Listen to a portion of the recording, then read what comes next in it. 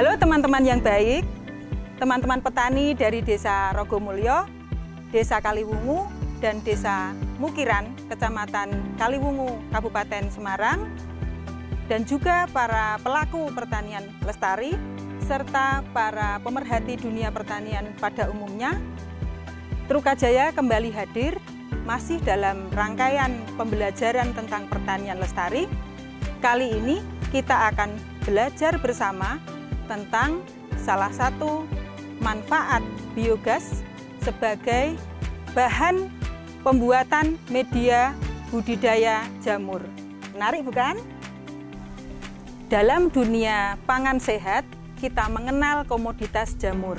Ada jamur tiram, ada jamur merang, ada jamur kuping, dan lain sebagainya yang biasa digunakan sebagai bahan dalam berbagai masakan. Permintaan pasar akan komoditas jamur tidak menurun, tetapi meningkat dari waktu ke waktu. Artinya itu peluang usaha yang dapat ditangkap oleh teman-teman petani di desa yang ingin menekuni budidaya jamur. Lalu, apa hubungannya dengan biogas ya teman-teman? Biogas adalah gas yang dihasilkan dari limbah makhluk hidup melalui proses fermentasi di dalam sebuah digester, baik kubah permanen maupun digester desain lainnya. Dan biasanya biogas dihasilkan dari limbah kotoran hewan atau biasa disebut kohe, baik itu dari sapi, kerbau, kambing maupun ayam. Meskipun ada juga biogas yang dihasilkan dari limbah pabrik tahu, enceng gondok maupun bahan organik lainnya. Limbah biogas sendiri yang biasa kita sebut sebagai sluri atau teman-teman petani biasanya menyebut sluri, yang selama ini populer sebagai pupuk organik yang kualitas jempol untuk kebaikan tanah dan tanaman, ternyata dapat juga dimanfaatkan sebagai campuran media budidaya jamur. Jadi dalam materi ini kita akan mendapat dua manfaat. Yang pertama adalah budidaya jamur itu sendiri, dan yang kedua adalah penggunaan biosluri sebagai campuran media budidaya jamur. Untuk itu, kita akan ikuti materi yang akan disampaikan oleh Mas Witono Pujo Sasongko berikut ini. Mari ikuti saya. Halo Mas Witono. Halo Mbak Nika, selamat pagi. Selamat pagi. Bagaimana kabar? Luar biasa. Yang penting sehat. Iya. Teman-teman, Mas Witono ini adalah seorang pegiat lingkungan dalam pengembangan biogas dan mendampingi petani-petani di beberapa desa di Jawa Tengah ini. Beliau juga seorang praktisi pengembangan budidaya jamur tiram dan jamur jenis-jenis jamur lainnya ya Mas, dengan menggunakan media campuran biosluri. Nah, Mas Witono, saya persilahkan menyampaikan materinya mulai dari perkenalan dan kemudian diawali dengan sedikit cerita singkat mengenai ketertarikan Mas Witono dalam pengembangan biogas dan manfaatnya. Sebelum nanti masuk ke materi utama, budidaya jamur menggunakan media campuran biosluri. Monggo, dipersilakan. Terima kasih Mbak Nika atas waktunya. Kita akan belajar bersama-sama budidaya jamur dari limbah sluri. Selamat pagi Bapak Ibu. Tetap semangat ya, walaupun di tengah pandemi. Saat ini kita akan belajar bersama-sama pemanfaatan limbah sluri, yaitu limbah biogas yang ternyata nutrisinya cukup baik untuk menjadi bagian dari media tanam jamur tiram maupun jamur kuping. Nah, ada pepatah mengatakan, tak kenal maka tak sayang. Saya memperkenalkan diri bersama rekan saya Mas Toto, saya Witono Pujo Sasongko. Sudah sejak 2010 itu kami bergelut di bidang pemberdayaan masyarakat, khususnya lingkungan hidup, di mana kami juga memberdayakan masyarakat terhadap pengelolaan limbah ternak menjadi energi terbarukan. Nah, ternyata limbah ternak yang disebut dengan kotoran hewan yang bisa terfermentasi melalui biogas itu menyisakan yang namanya sluri atau limbah ampas biogas. Dan di dalam sluri tersebut banyak pakar itu meneliti ternyata kandungan nutrisi cukup bagus. Bukan hanya sebagai pupuk organik ataupun pestisida organik, ternyata menjadi bagian juga sebagai media tanam jamur. Mengapa jamur? Karena jamur ini sangat menarik. Selain banyak dimanfaatkan atau dikonsumsi oleh masyarakat, mempunyai nilai gizi yang cukup baik. Selain itu juga perawatannya mudah, sehingga ini menjadi salah satu alternatif di tengah-tengah penambahan income akan masyarakat untuk membudidayakan jamur. Nah, memang kita seringkali menjumpai jamur ini baik ada di pepohonan ketika musim penghujan karena udara lembab. Oleh sebab itu yang menjadi media tanam yang utama adalah memang serbuk gergaji. Namun demikian di tengah-tengah masyarakat kita juga sulit mencari serbuk gergaji karena sekarang sudah masuk ke dalam pabrik sehingga serbuk gergaji tersebut juga tidak mudah ditemukan. Nah, oleh sebab itu menggunakan limbah biosluri menjadi alternatif untuk media tanam untuk penumbuhan jamur ini. Nah, kita akan belajar bersama-sama supaya dari pembelajaran ini kita nantinya setiap rumah tangga ataupun kelompok tani bisa bekerja sama untuk membudidayakan jamur ini dari media campuran antara tatal, serbuk gergaji maupun juga limbah biogas yang namanya biosluri.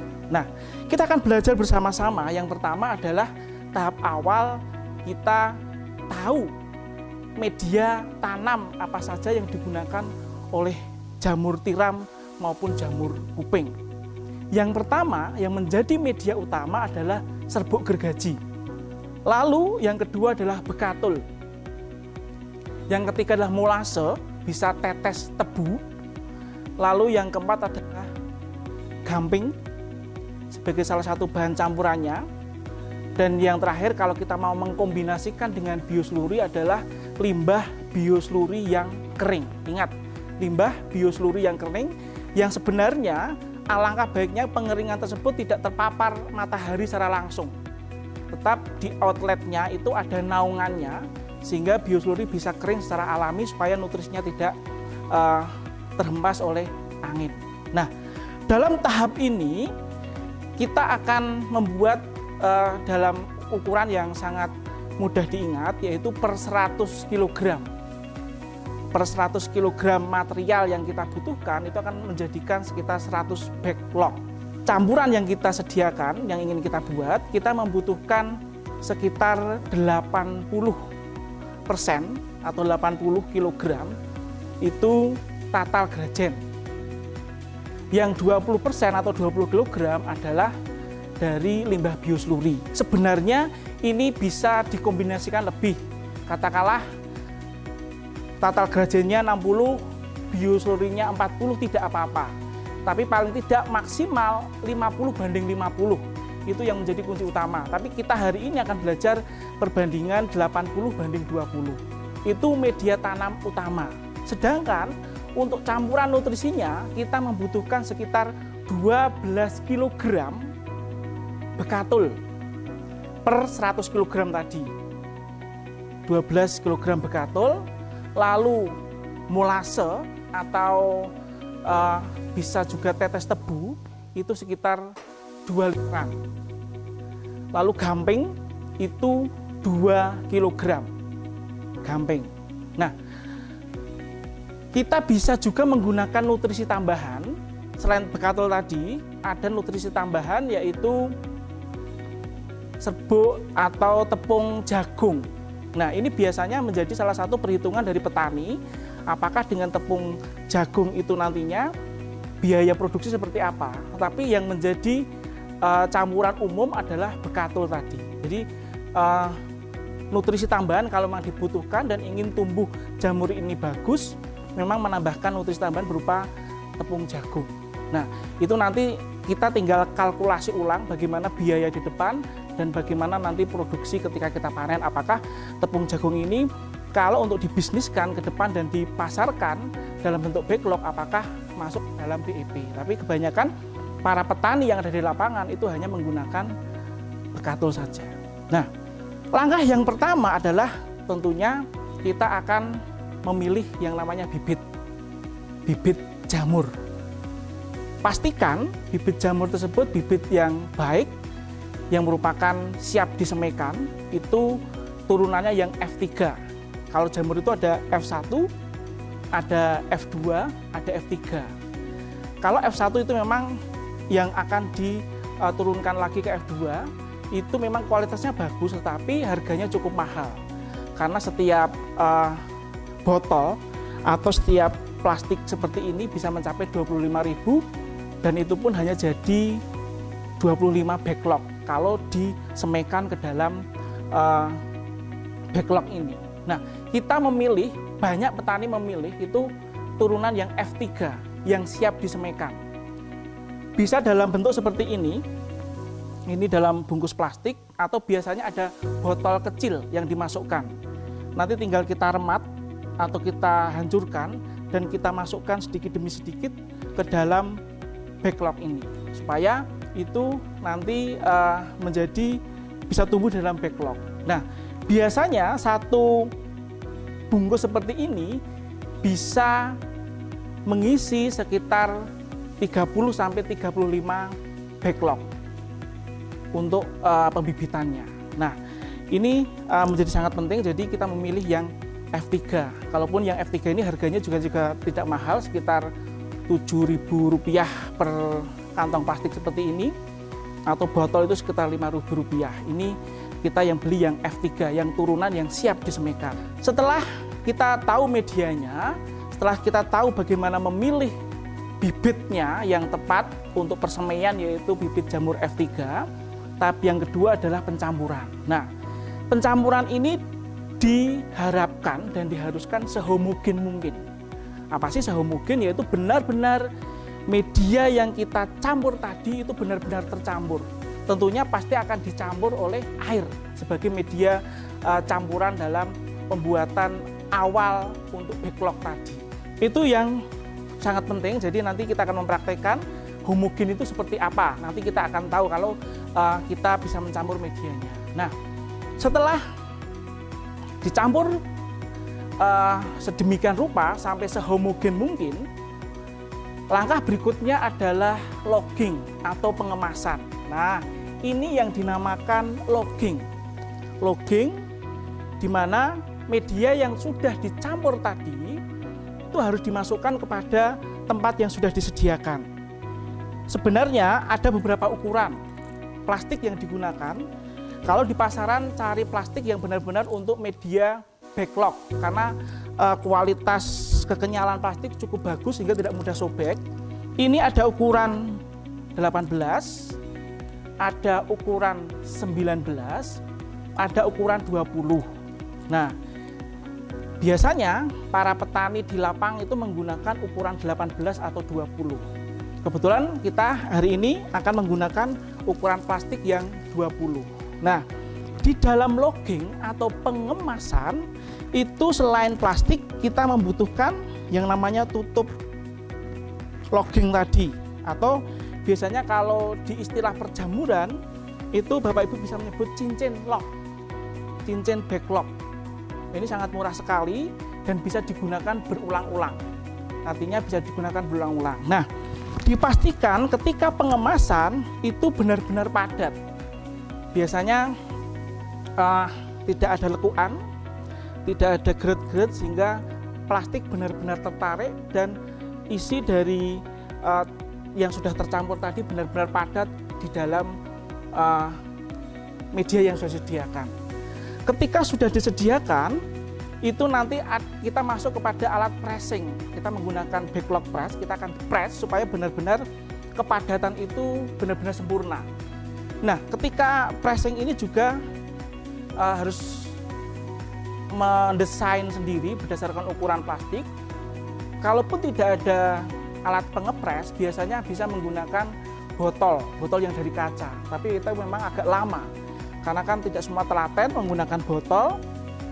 sehingga membutuhkan waktu yang tidak sedikit. Oleh sebab itu nanti diharapkan memang mungkin setiap kelompok itu bisa ada alat pressing untuk mempercepat proses pengemasan ini. Nah, ada beberapa hal yang diperhatikan ketika kita sedang mencampur dan pengemasan. Memang diharapkan ketika sebelum masuk sterilisasi ada beberapa yang dilakukan, yaitu supaya benar-benar tercampur dengan baik.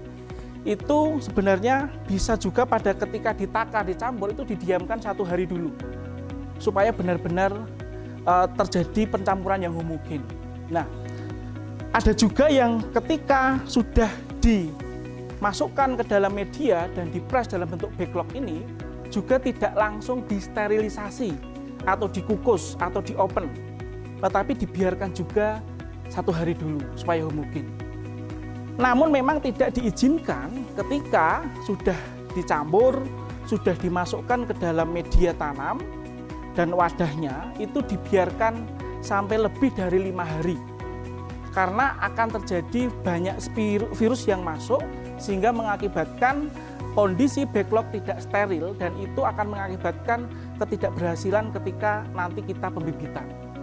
Sehingga memang sangat perlu diperhatikan sterilisasi. Bahkan ketika kita steril, masuk kumbung dan lain sebagainya, memang tidak diizinkan yang menggunakan parfum yang menyengat. Harus yang biasa-biasa saja, karena parfum yang menyengat tersebut juga menimbulkan efek penyebaran virus pada jamur. Nah, ini bedanya. Jadi kalau kita suka dengan wangi parfum yang menarik, tetapi untuk kumbung yang memelihara jamur justru menjauhi yang namanya parfum. Nah, setelah kita masukkan ke dalam media pengemasan yang disebut backlog, ini namanya backlog, kita akan mensterilisasi. Mensterilisasi itu yaitu mengopen, ngedang dan lain sebagainya di sebuah, biasanya ini dibutuhkan media tong pengopenan.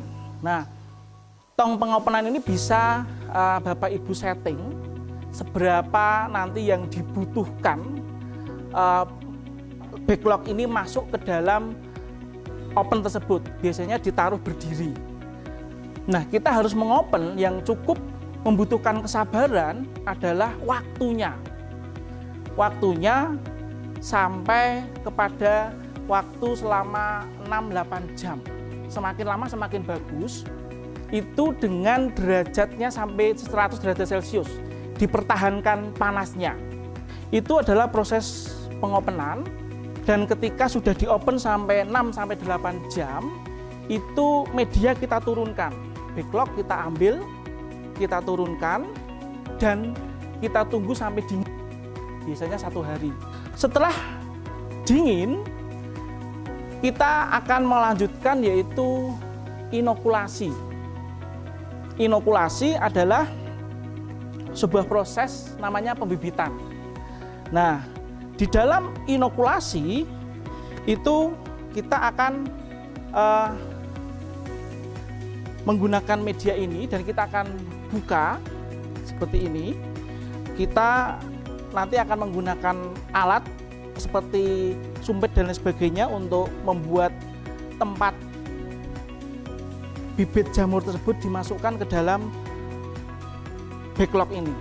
Jadi proses inokulasi ini juga membutuhkan tempat yang steril, harus menyendiri dengan suhu yang tidak boleh lebih dari 30 derajat karena dibutuhkan kelembapan, sehingga cenderung menggunakan tempat yang gelap. Nah, proses inokulasi ini harus benar-benar dijaga sterilisasinya.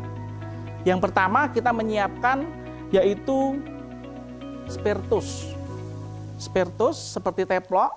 Kita benar jaga api dalam spiritus tadi benar-benar menyala. Fungsinya apa? Spiritus itu mengandung yang nantinya juga ada alkohol di situ untuk mensterilisasi ruangan dan juga mensterilisasi alat yang akan digunakan sebagai penanaman untuk bibitnya tadi. Jadi kan ada alat kecil seperti stick itu, seperti sumpit, itu setiap kali nanti dimasukkan harus dibakar di atas spiritus supaya steril. Selain itu kita juga menggunakan media yaitu berupa kertas. Ketika tadi ini kan sudah selesai kita open, sudah selesai kita masak. Kita tidak menggunakan tutup ini lagi, tapi kita menggunakan kertas ini. Setelah kita masuki bibit. Kenapa kita memilih kertas koran atau kertas dalam wujud apapun? Karena kertas ini ada rongganya, sehingga ketika nanti bibit itu kita masukkan, ada ruang udara untuk tempat bertumbuh bibit tadi. Setelah proses inokulasi, ini kan sudah dimasukkan bibit seperti ini, inokulasi, kita masuk pada inkubasi. Inkubasi adalah pemeraman. Jadi yang sudah dimasukkan bibit tadi, kita juga menggunakan tempat lain yang juga gelap sebenarnya dengan suhu di bawah 30 derajat Celcius, karena memang jamur ini cukup riskan. Ketika suhunya di atas itu akan mudah timbul virus.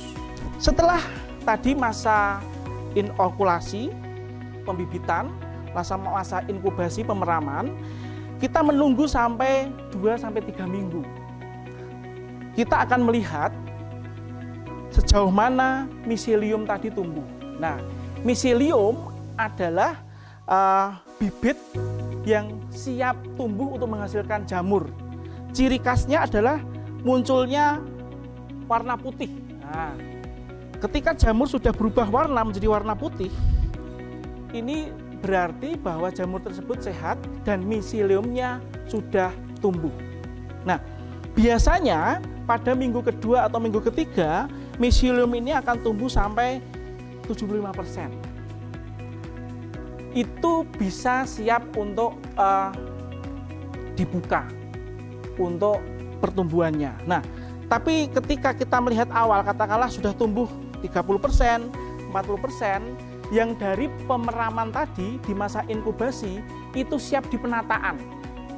Jadi di penataan nanti miselium sudah tumbuh 50%, lalu kita tinggal tunggu sampai 75% dan itu siap untuk disobek. Nah, ada dua cara memang yang paling diperhatikan di dalam proses penyobekan, yaitu bisa menggunakan teknis lama. Teknis lama itu biasanya disobek kanan kiri menggunakan huruf V. Huruf V. Ada juga yang disobek belakang juga ketika sudah miseliumnya sudah tumbuh semua. Sebenarnya sama saja Bapak Ibu, bisa disobek kanan kiri atau depan belakang. Artinya apa? Backlog ini akan tumbuh dengan jumlah jamur yang lebih banyak, namun proses nutrisinya yang terserap juga semakin cepat, sehingga masa panen semakin pendek. Dan hasil dari jamur juga tidak akan maksimal besar, karena kan bisa dibayangkan backlog ini akan tumbuh 4 tempat. Bisa dibayangkan nutrisinya diambil 4 tempat, sehingga yang jamur pun juga tidak akan tumbuh dengan maksimal. Nah, ada beberapa cara lainnya adalah dengan mengambil tutup yang dari kertas tadi, kita ambil dan dibiarkan tumbuh begitu saja yang seperti ini. Nah, hasilnya seperti ini. Ini kita menggunakan satu sisi saja. Ini menjadi salah satu pilihan dari petani nanti. Ketika kita menggunakan model cara seperti ini yang tumbuh di satu sisi saja, artinya apa? Nutrisi berkumpul pada satu sisi, sehingga tumbuh kembang dari jamur ini semakin besar, semakin kuat, dengan kualitas bobot yang semakin banyak.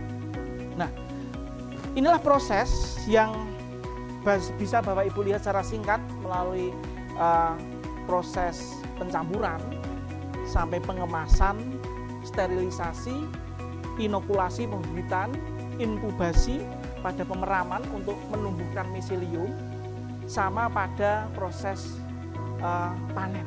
Nah, ada berbagai macam penataan di dalam kita membuat atau menata backlog ini. Kalau biasanya sudah ada kumbung, itu proses penataan itu biasanya proses tidur seperti ini dengan posisi berbalik. Ini penataan. Fungsinya apa? Supaya kumbung tersebut muat banyak. muat banyak dengan proses penataan tidur seperti ini. Tetapi juga ada yang menggunakan karena mungkin luas dan sebagainya, itu menggunakan proses penataan seperti berdiri. Tetapi memang untuk petani jamur saya jarang menemukan seperti ini karena akan memakan ruang yang tidak sedikit. Selain masa panen, pasti yang lebih utama dan penting adalah perawatan. Perawatan di sini sebenarnya tidak sulit karena perawatan di sini hanya menggunakan air. Menjaga kelembapan kumbung. Tadi saya mengatakan bahwa kondisi suhu di dalam kumbung itu harus paling tidak 28 sampai 30. Artinya ketika musim kemarau panas dan cuaca cukup terik, itu penyiraman itu bisa 2 sampai 3 kali. Itu pun tidak boleh terlalu banyak kadar air, harus modelnya pengabutan, dikabut semuanya. Jadi modelnya pengabutan bisa 2 sampai 3 kali ketika musim kemarau panas terik. Tetapi ketika musim hujan dengan kelembapan yang cukup tinggi itu bisa 1 kali sehari. Alangkah baiknya memang agak sore hari. Nah, itu yang menjadi bagian dari perawatan. Nah, ketika perawatan baik, lalu kondisi kumbung diperhatikan, orang yang masuk juga steril dan lain sebagainya, kita akan mengalami masa panen untuk jamur tiram ini selama 3 bulan. Biasanya puncak panen itu panen yang ke-7 dan 8. Itu puncak panen. Karena naik-naik nanti setelah panen ke-7 dan 8 akan turun. Itu bisa setiap hari untuk jamur tiram. Sedangkan untuk jamur kuping itu 1 bulan sekali karena hampir sama barengan. Kalau jamur kuping bisa dikeringkan karena tidak terburu-buru untuk dimasak sehingga bisa digunakan dalam jangka panjang. Namun kalau jamur tiram seperti ini ketika panen ya maksimal 1-2 hari karena kalau lebih dari itu kualitas akan menjadi layu. Nah, itu bagian yang terpenting di dalam proses pembuatan jamur, dan kumbung juga merupakan bagian terpenting. Memang kalau disarankan kumbung itu jamur tidak secara langsung terpapar sinar matahari. Jadi harus ada dipertahankan kelembabannya, dipertahankan sinar mataharinya, sehingga ketika agak gelap tetapi ada ventilasi sehingga tidak terpapar sinar matahari langsung. Memang alangkah baiknya terbuat dari kumbung tersebut. Biasanya kayu itu kan bisa mengadaptasi terhadap suhu yang ada. Nah, ada catatan menarik ketika orang berbudidaya jamur itu alangkah baiknya itu juga jauh dari pepohonan. Kenapa? Karena pepohonan itu ternyata juga mengandung spora virus yang berdampak kepada sterilisasi backlog. Ini beberapa pengalaman dari petani di lapangan, sehingga ketika mereka membuat kumbung di bawah kerimbunan pohon yang besar, penyakit itu juga seringkali muncul. Nah, itu yang perlu diperhatikan, dan yang menjadi catatan memang proses sterilisasi pengukusan itu benar-benar matang. Itu bagian dari budidaya jamur dari Biosluri.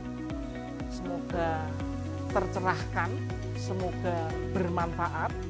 Silahkan berinovasi di lapangan sehingga nanti menemukan hal-hal baru untuk proses budidaya jamur. Secara garis besar seperti ini yang saya sampaikan. Demikian, terima kasih. Saya kira untuk pelatihan kita kali ini akan segera berakhir. Kami ucapkan terima kasih kepada semua peserta yang sudah terlibat dalam pelatihan ini, dan Mas Witono yang sudah menyampaikan materi. Kiranya materi yang disampaikan pada hari ini dapat ditindaklanjuti dan dapat bermanfaat untuk kita semua. Sampai jumpa pada pelatihan berikutnya. Terima kasih. Bagaimana teman-teman setelah mendengarkan penjelasan dan mengikuti praktek tadi? Nah, di 3 desa yaitu Rogomulyo, Kaliwungu, dan Mukiran kan ada beberapa keluarga yang memiliki sapi. Saat ini sudah mempunyai biogas dari layanan Trukajaya. Bahkan sudah merasakan manfaatnya secara nyata sebagai energi untuk menyalakan kompor, sehingga itu mengurangi ketergantungan pada konsumsi LPG untuk memasak sehari-hari. Nah, pada hari ini kita mendapatkan pembelajaran yang sangat penting dari manfaat lain biogas, yaitu budidaya jamur menggunakan media campuran biosluri. Semoga keluarga pengguna biogas di 3 desa, Ragomulyo, Kaliwungu, dan Mukiran semakin menyadari bahwa mempunyai digester biogas di rumahnya itu banyak manfaatnya. Bagaimana keluarga yang lain? Yuk bangun biogas!